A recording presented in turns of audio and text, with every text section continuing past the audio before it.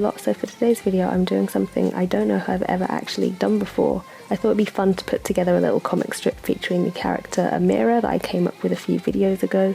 So I had really roughly sketched out a few ideas, just a bit messy and chaotic, so nothing really worth showing, but I thought I'd just add that into the video to give you a bit of a behind the scenes of things. And then I started mapping out the boxes or frames, I don't know any comic lingo, sorry. I didn't realise how quickly this all went until I came to edit it. I actually haven't sped this video up as fast as I normally do because it would have been about 2 minutes long. I guess I was just whizzing through this particular practice for some reason. It's funny because I've put off doing something like this for so long. I love comic strips and stuff, but I've never thought I'd be able to put a decent one together because it involves a lot of things that I'm not that experienced with. One of them being storytelling and, you know, coming up with something funny or at least interesting, and then being able to put that story into a visual sequence that makes sense, set a scene and draw backgrounds, use different angles and convey action and things. It was like too many things at once that I wasn't confident with.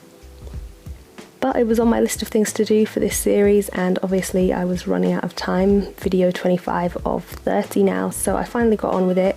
And like I said, it was one of the quickest and most problem-free pages so far, so I mean, the story is pretty basic. If you remember, I said she could be like a clumsy graffiti artist, or that's the idea that her character gave me last time anyway, so I just drew her finishing off a big mural on the side of a building and then like getting spooked by a bird and falling, and then the mural turns out to be kind of relevant to the bird thing.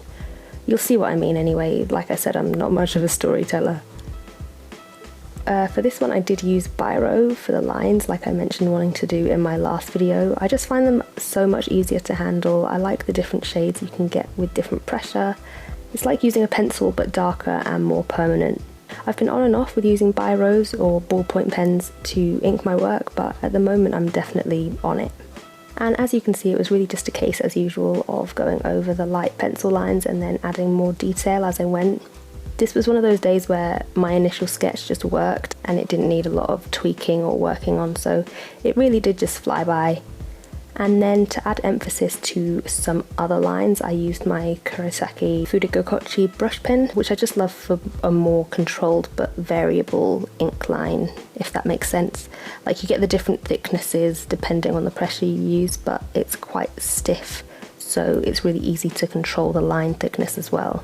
Anyway, it will be linked in the description as always if you're interested in checking it out. And then to give it a little depth, I coloured a few bits with grey marker, and here it is all done. I hope you enjoyed today's video. Thank you so much for watching, and I will see you in the next one. Bye!